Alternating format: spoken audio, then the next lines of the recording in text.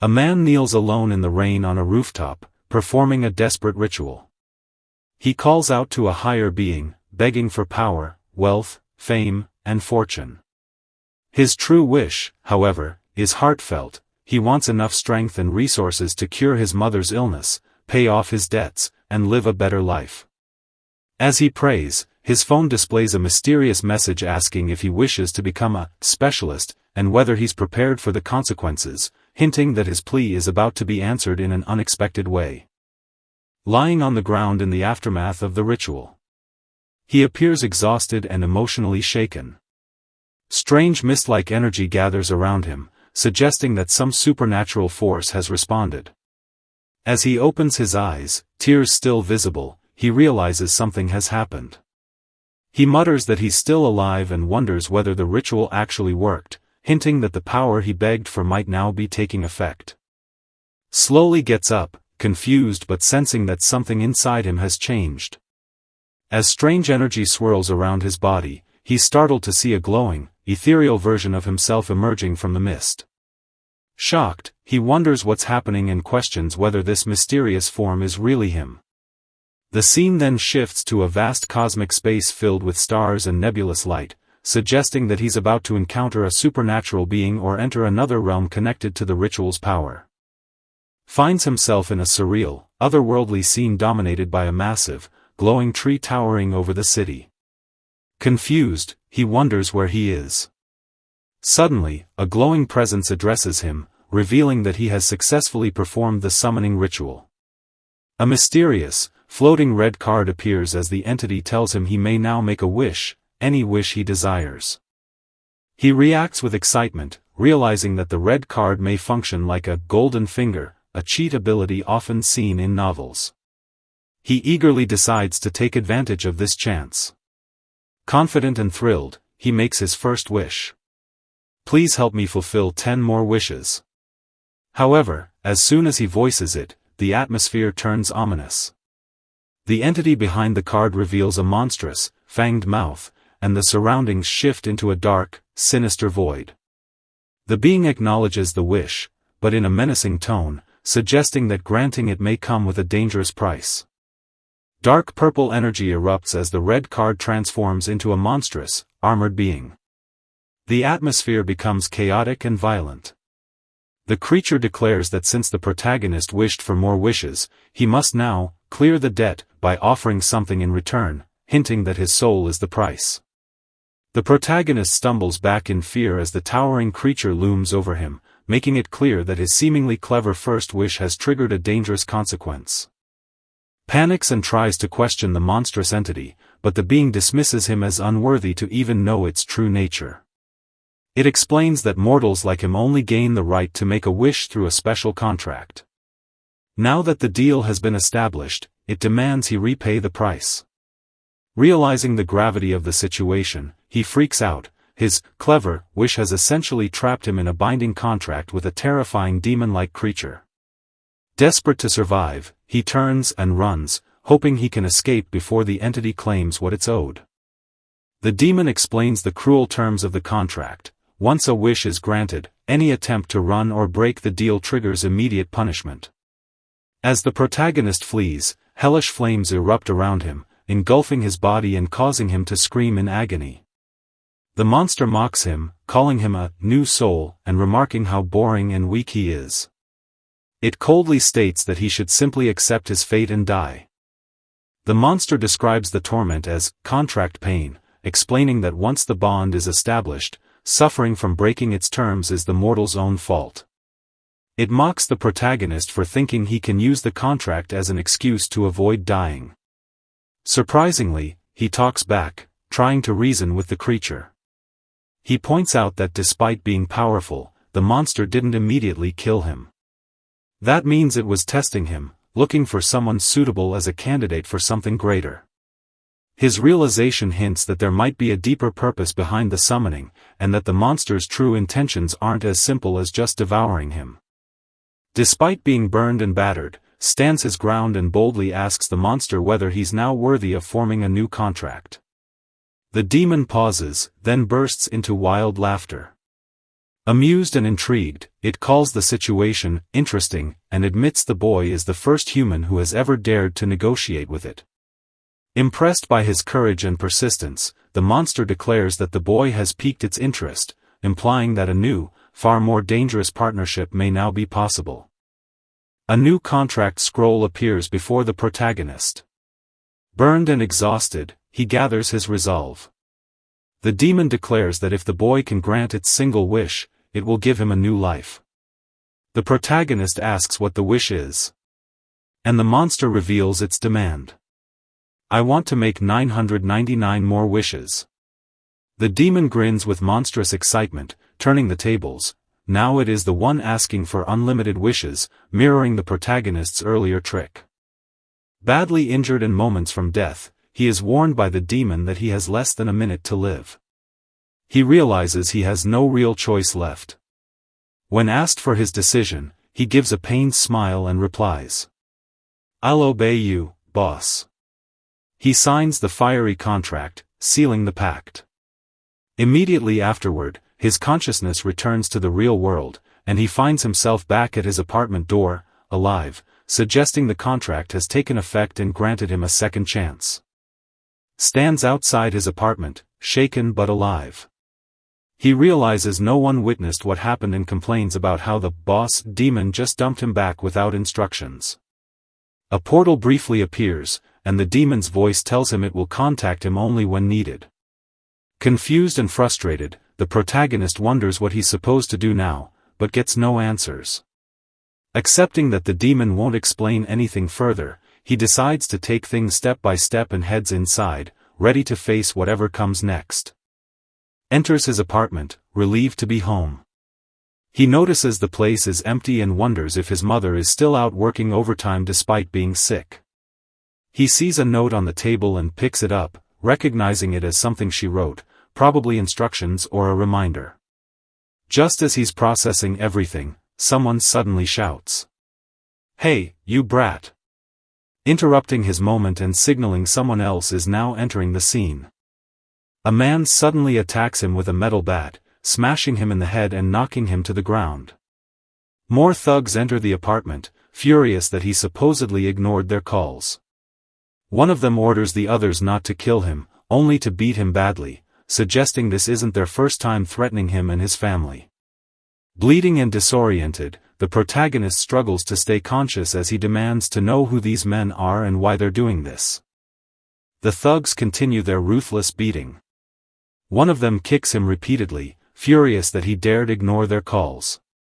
They reveal why they're here. His mother has been working herself sick trying to pay off a debt, yet he hasn't been answering them, so they came to teach him a lesson.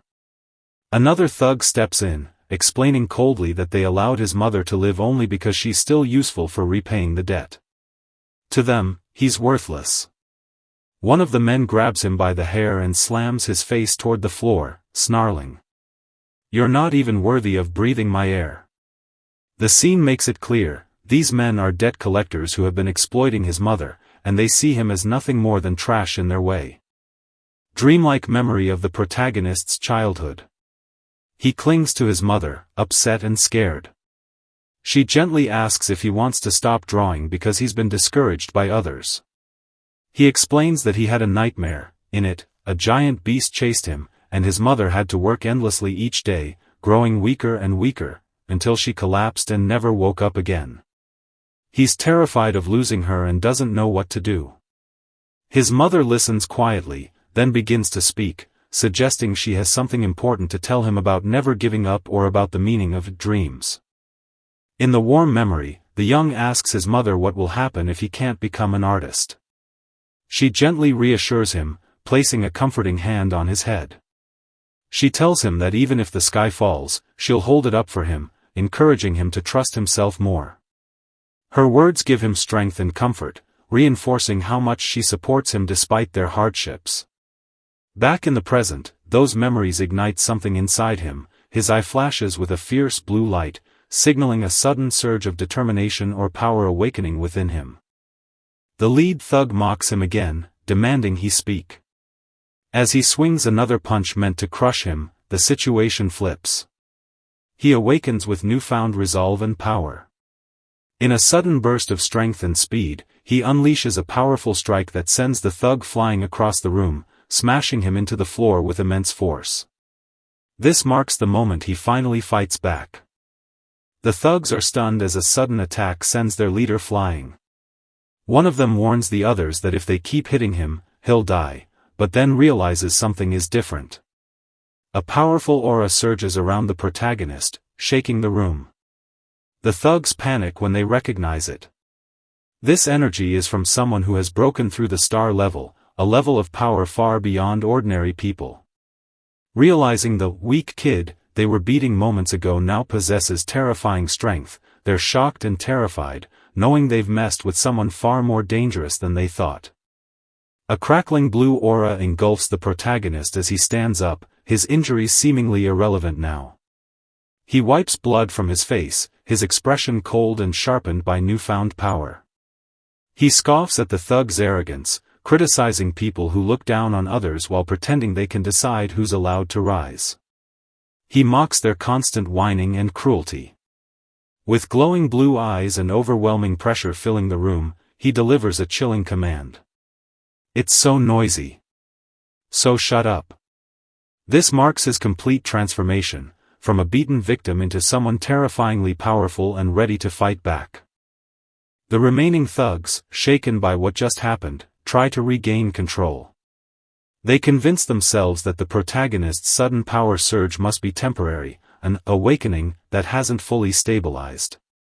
Two of them step forward confidently with glowing swords, acting as if they can still intimidate him. Surrounded by his crackling blue aura, stays calm.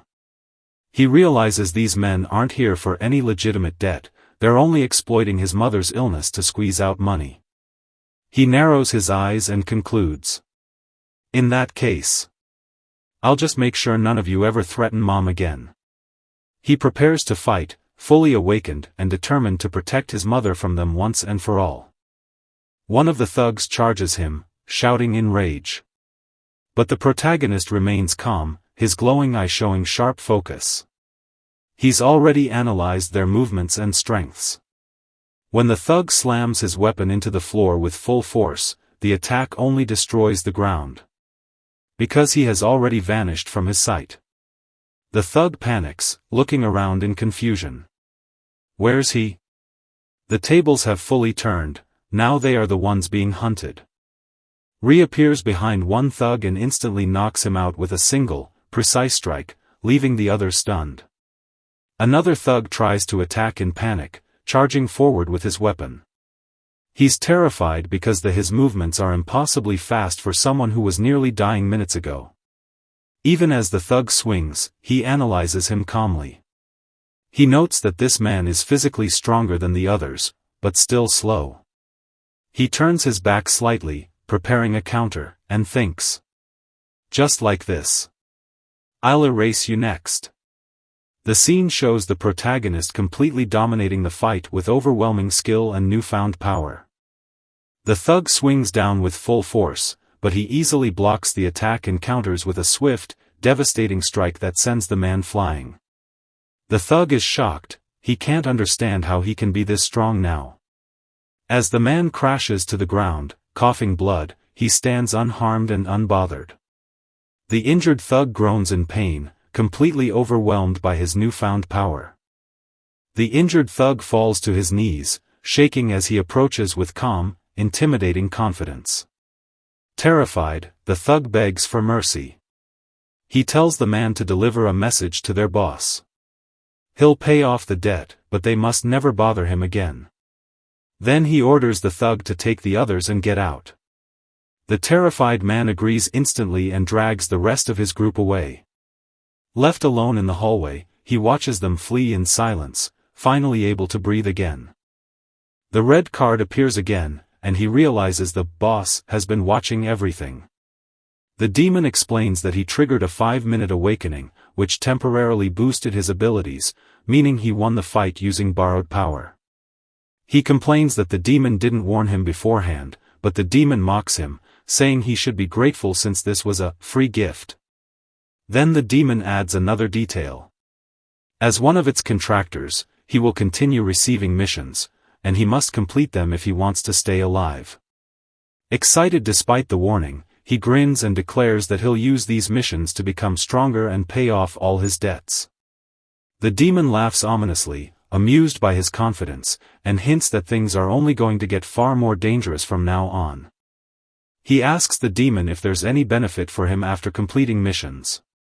The demon replies that, as stated in the contract, he will gain rewards, but what exactly those rewards are depends on the mission. However, the demon warns that he only has one wish left, and using it recklessly could kill him unless he grows strong enough to handle the consequences. He shakes nervously, realizing the risks. Meanwhile, the demon privately reflects on him. Not only did he survive the awakening, but his soul also remained stable. This surprises the demon, who wonders if he might actually be its chosen contractor. The demon suddenly asks him if he has decided on his second wish. Caught off guard, he panics. He hasn't even thought about it yet. The demon reminds him that his second wish will determine the direction of his future growth, so he should choose carefully, not just make a random request. Feeling overwhelmed, he scratches his head and admits he still knows almost nothing about this new world of power. Before deciding on such an important wish, he realizes he needs to understand more about his situation first, and make sure he doesn't die along the way. Checks his phone and finds dozens of missed calls, but none from family. This immediately worries him. As he scrolls, a new message appears. Mom is in a coma in the hospital. Hurry back immediately. Shock hits him, and without hesitation, he rushes out of the apartment toward the hospital, desperate to see his mother. He rushes into the hospital room and sees his mother lying unconscious in the bed. The sight hits him hard. This wasn't a nightmare anymore, it was real. A nurse explains that his mother collapsed from exhaustion and severe malnutrition. She had been overworking herself for too long, trying to support him and pay the debts. Standing at her bedside, he quietly calls out, "Mom. I'm here." Filled with guilt and determination, he realizes he must become strong enough to protect her from now on. Looks at his unconscious mother and softly calls out to her, heart heavy with guilt and worry. A memory of her gentle encouragement flashes through his mind, reminding him how she always supported him, no matter what. A doctor enters and he immediately asks how his mother is doing. The doctor hesitates, then delivers grim news. Her cancer has returned. The revelation shocks him, adding even more weight to the burden he now carries. But he is too stunned to respond.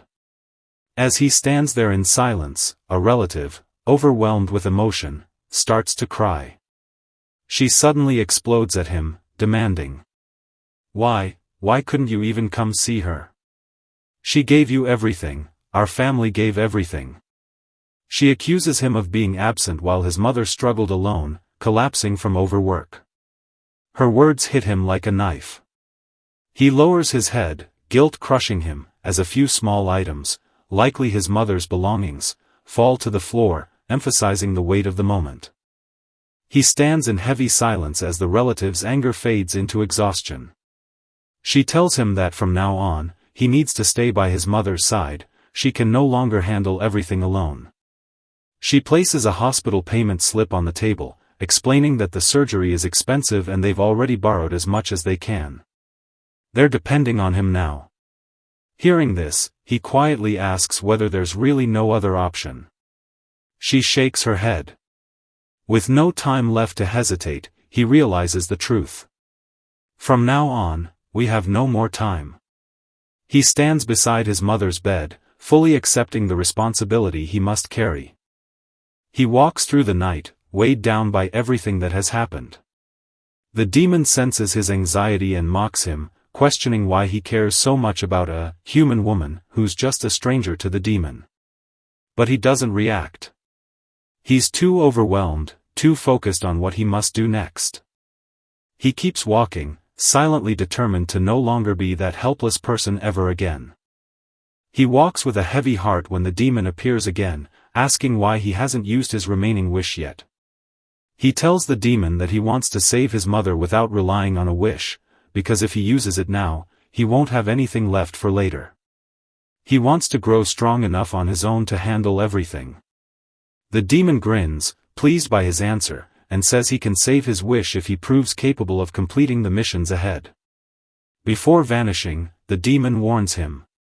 "Don't disappoint me, kid." And he continues forward, more determined than ever. He walks forward with a powerful blue aura swirling around him, fully awakened and determined to fight for his mother's life and future. A much larger world behind the power he has just begun to tap into, and suggests that forces far greater than him are now paying attention to his existence. Light City's shining nightclub, where a wealthy, arrogant man lounges in a VIP suite surrounded by women. He's clearly someone influential, giving orders casually while drinking and flaunting his authority. He instructs his men to hurry up with a business deal, saying the big boss won't wait forever. Another man reports intelligence. A young cultivator from the academy will soon inherit a valuable estate from his family. Hearing this, the man smirks and says the student will probably come begging for help during the upcoming fox hunting event, implying he intends to exploit or trap him. With a cold grin, he decides. Just follow the bait. A suited subordinate reports new intel to the shady nightclub boss. He explains that many students are leaving the academy to take on odd jobs and accept dangerous missions, showing how desperate they are for money. The boss reacts casually, but when the subordinate hands him a file, he pauses. Inside is his photo and information. The subordinate explains that he recently awakened, beat up 3 debt collectors, and even intimidated their leader into retreating. Despite being an ordinary student moments ago, he suddenly displayed power far above his level. The boss smirks with growing interest. So this kid is the one causing trouble?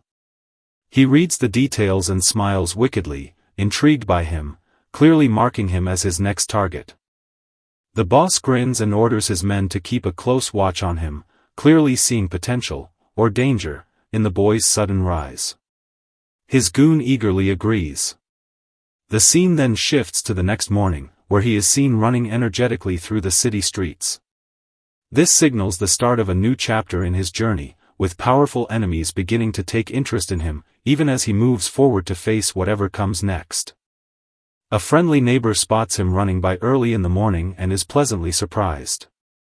He comments that he must be heading to school and praises him for being responsible. He smiles and waves back, saying that after everything that happened, he wants to turn over a new leaf and work harder from now on.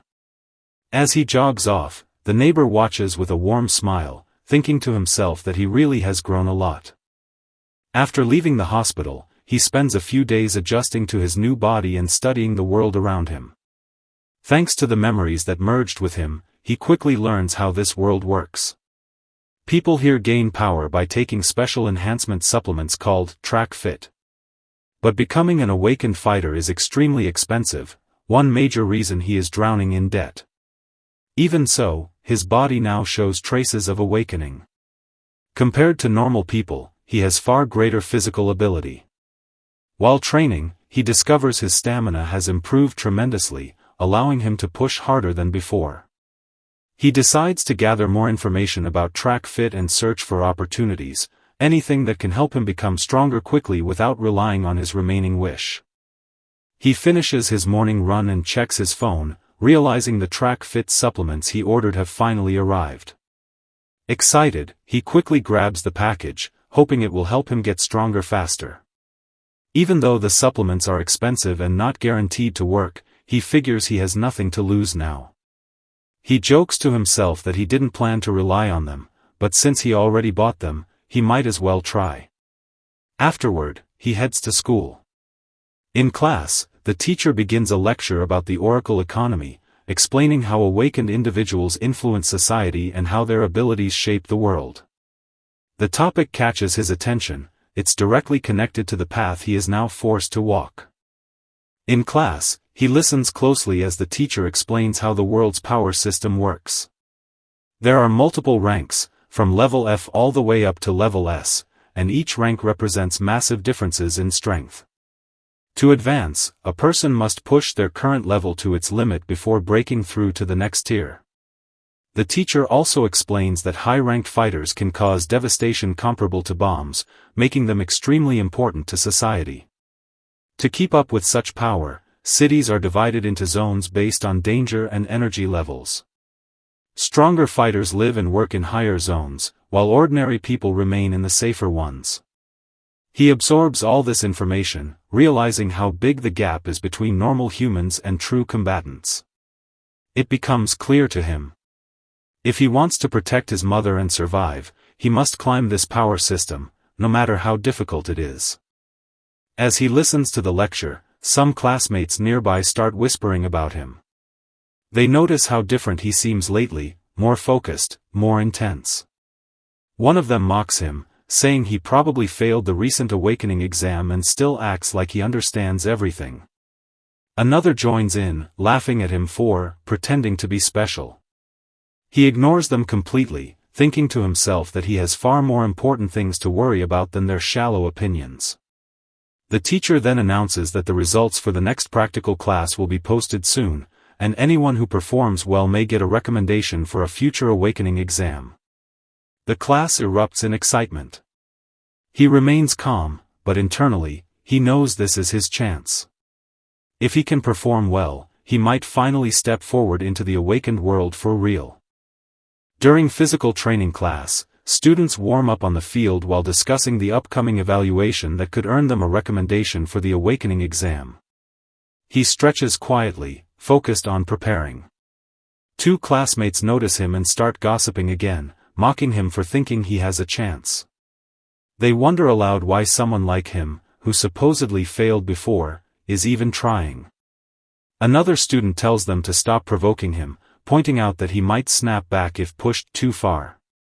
But the boys keep sneering, clearly underestimating him, unaware of how much he has changed.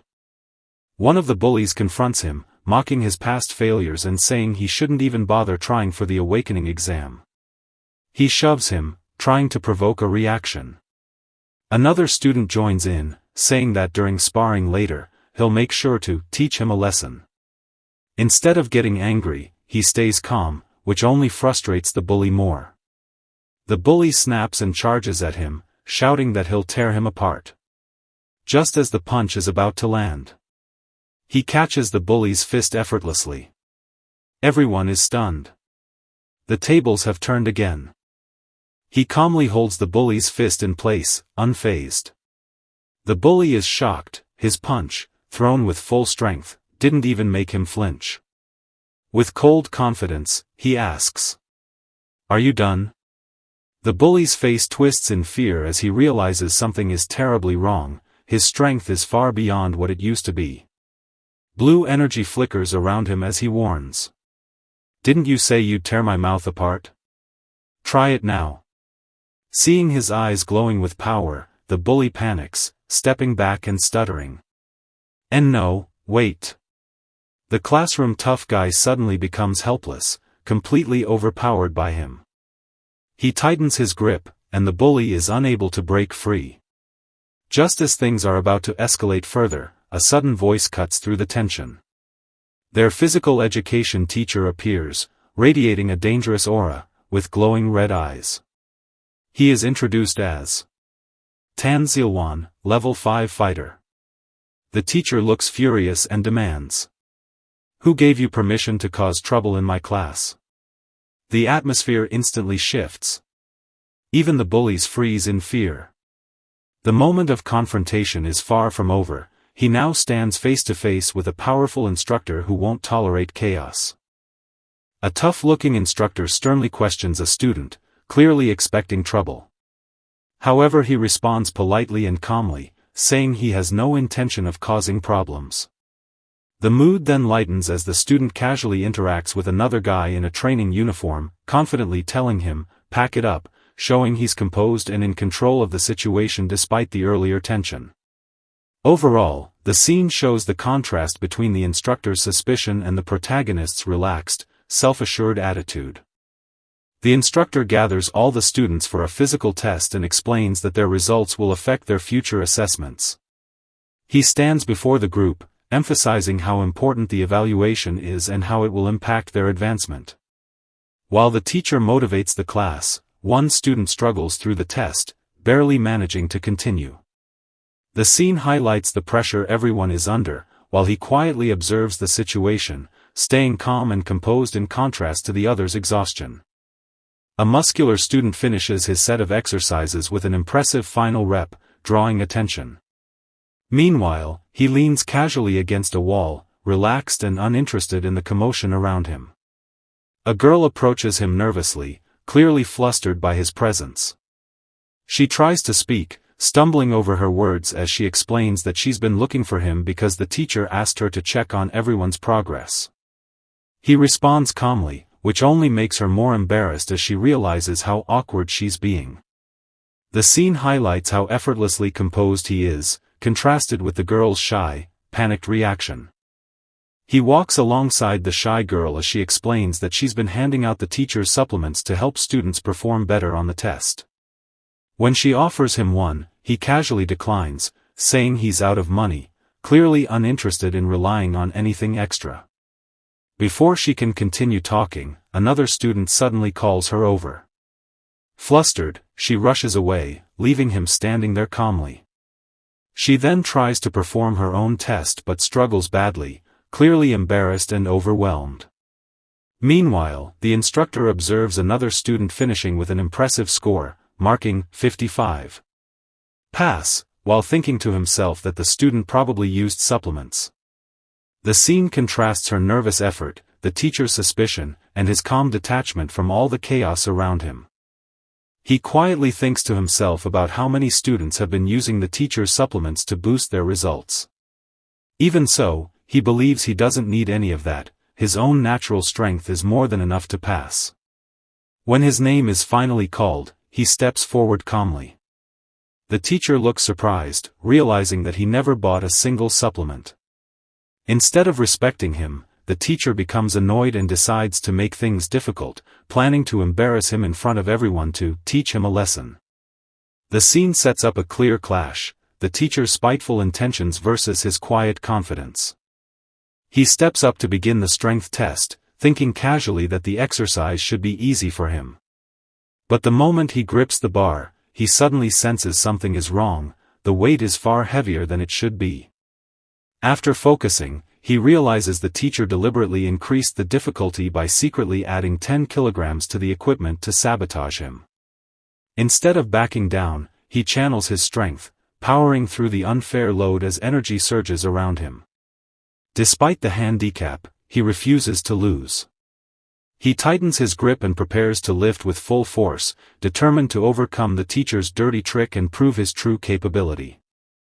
He pushes through the test as the hidden weight keeps increasing, 20 kilograms, 50 kilograms, 80 kilograms, even 100 kilograms. Despite the extreme load, he refuses to give in, his entire body surging with power as he fights against the bar. Other students notice and are stunned that he's the one taking the test. They're shocked by how fierce he looks, especially since he's lifting almost 100 kilograms more than anyone else had to deal with. Even with the unfair handicap, he keeps pulling with everything he has, determined not to lose. His movements crackle with intensity as the ground beneath him begins to tremble from the enormous force he's exerting. After finishing the test, he returns to the group, and the other students crowd around him excitedly. They cheer and joke, amazed at how easily he handled something that nearly crushed them. He stays relaxed and modest, not making a big deal out of it. The teacher watches from behind, growing angrier the more he sees everyone praising him. He mutters to himself, furious that his attempt to sabotage him not only failed but made him look even better in front of the class. Seething with resentment, the teacher convinces himself that he must teach him a harsh lesson, showing clear intent to escalate things. The scene ends with the teacher's eyes glowing with hostility as he decides to target him even more. A high-ranking official is on a tense phone call, frustrated after being informed that their school is expected to produce competitors for an upcoming national competition. The government urgently needs elite talent, so the pressure is being pushed onto top-ranked schools like theirs. He slams the phone down in irritation, overwhelmed by how underprepared the school is. Their resources barely meet the minimum standards, and he knows they don't have many students capable of reaching higher-level qualifications. He mentions that only a few students, barely meeting level 3 standards, might have the potential to help the school avoid embarrassment in the competition. His frustration hints that the school desperately needs someone extraordinary, which sets the stage for him, the protagonist, to become crucial later. The principal is stressed, worrying that a recent government mandate will cause his tenure to collapse. As he's panicking, a teacher enters to report the results of the day's strength test. The principal, frustrated and desperate for good news, asks whether any student managed to stand out.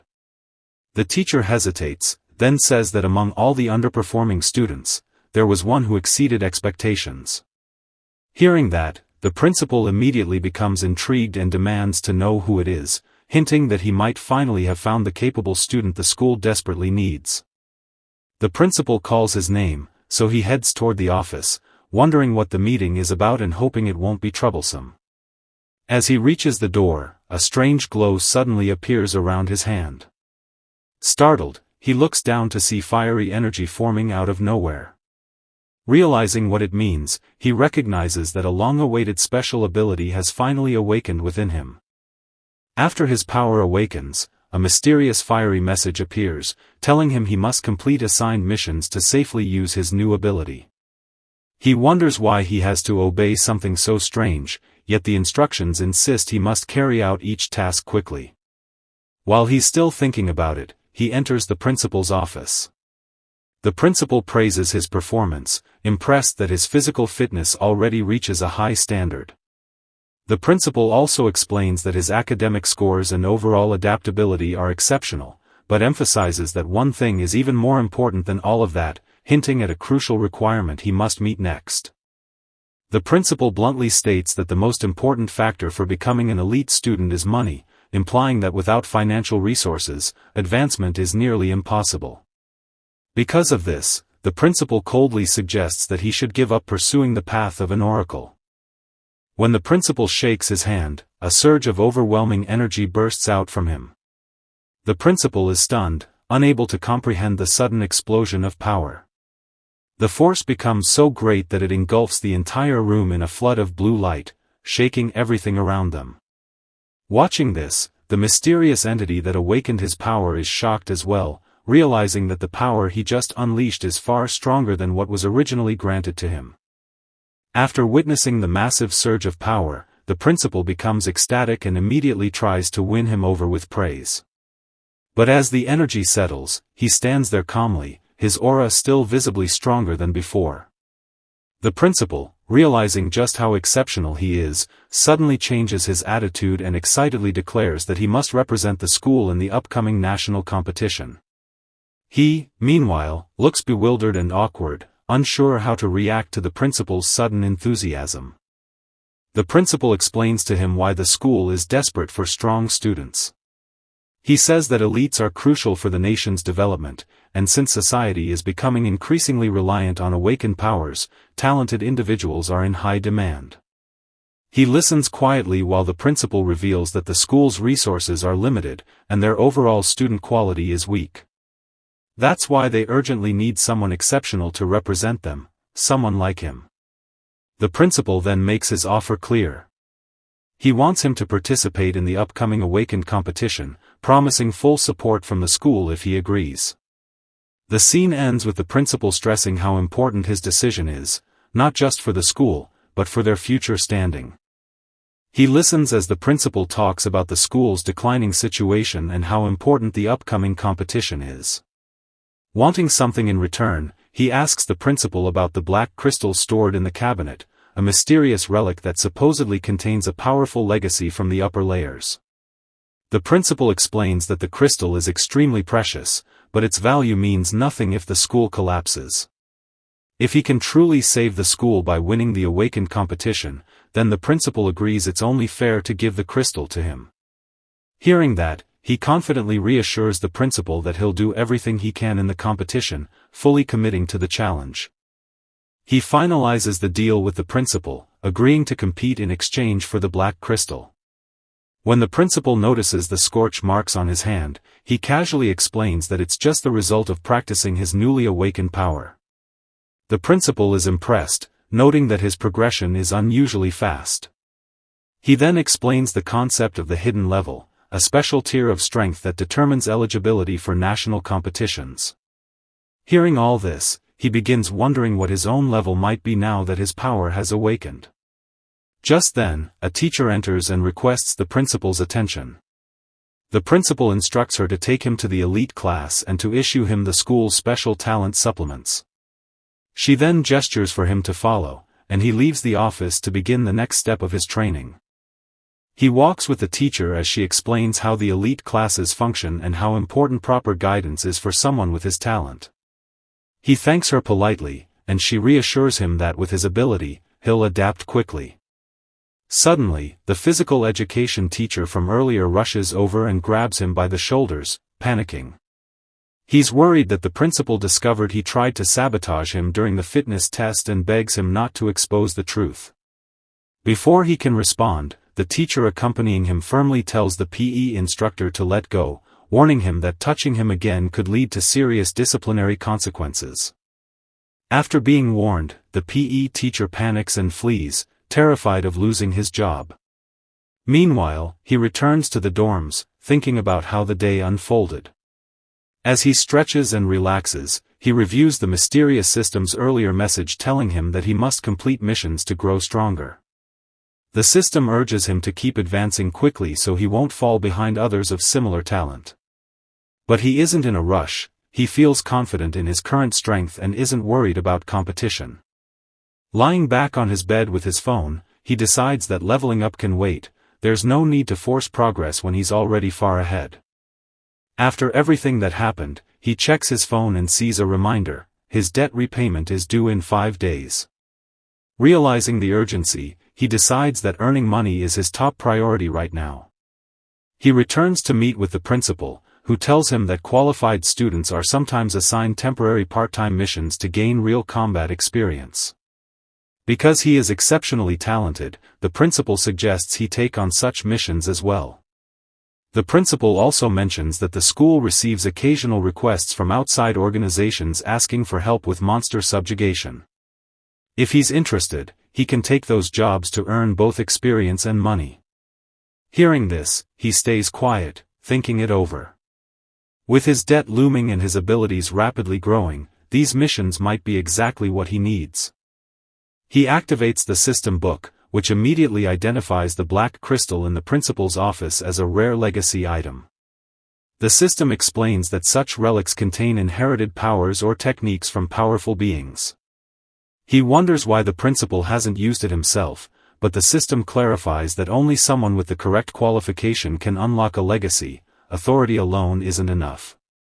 Realizing this, he understands that once he proves his worth by competing and winning, he'll be able to claim the crystal legitimately. And if he gains its legacy, his strength will skyrocket even faster. Determined, he concludes that earning money and clearing missions will help him secure the crystal sooner, so he should start preparing right away. He realizes that if he can advance from E2 to E1 quickly, it might unlock the qualifications needed to claim the black crystal's legacy. But the system interrupts, warning him that advancing too fast could damage his body. The system reminds him that during his last power surge, his physique barely withstood the strain. Giving him more strength right now could cause serious harm. Although he's eager to grow stronger, he understands he can't afford to get injured or expelled from school, especially with the competition and his debt looming. The system then hints that his rapid progress has already exceeded expectations and suggests that he proceed more cautiously for the time being. Determined to advance anyway, he tells the system to trust him. The system hesitates but triggers a fiery contract, presenting him with a formal advancement pact. It warns that once he accepts, there will be no turning back. He agrees without hesitation, and the flames surge around him as the contract activates, signifying that he's stepping into a higher stage of power despite the risks. Meanwhile, the principal, unaware of the breakthrough happening elsewhere, casually wonders why he hasn't shown up yet for class registration. He finishes forming his advancement contract and hopes that his new level will be high enough to qualify him for the legacy crystal. More importantly, he needs to figure out how strong he truly is now. Meanwhile, the principal waits impatiently, wondering why he hasn't shown up yet. When he finally arrives, they shake hands again, and the principal immediately senses another surge of energy from him. He realizes that his power is still rapidly increasing. With debt to pay and missions ahead, he decides he must gather as much strength as possible from here on out.